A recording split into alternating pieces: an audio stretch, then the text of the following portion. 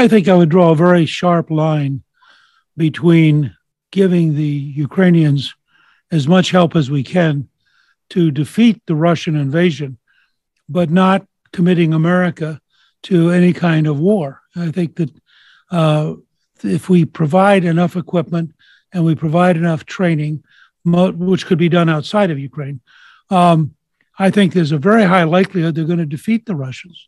And part of it's because, dying for Putin is not a particularly exciting idea, whereas defending your own country is a very exciting idea. And I think many of these so-called analysts, including our own intelligence services and the chairman of the Joint Chiefs, were just plain wrong. They all assumed, if you just looked at the numbers, that the Russians would roll over Ukraine, that the Ukrainians would collapse.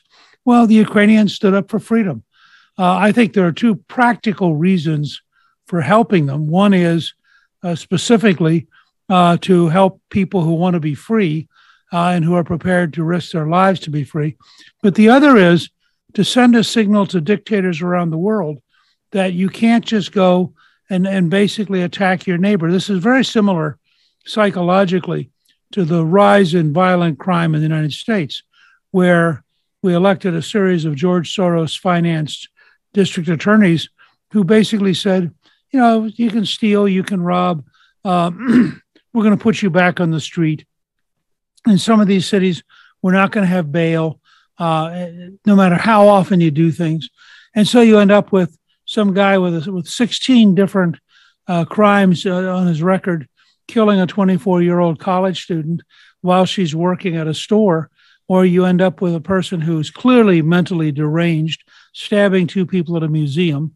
And I think similarly, you have a very similar pattern in international relations.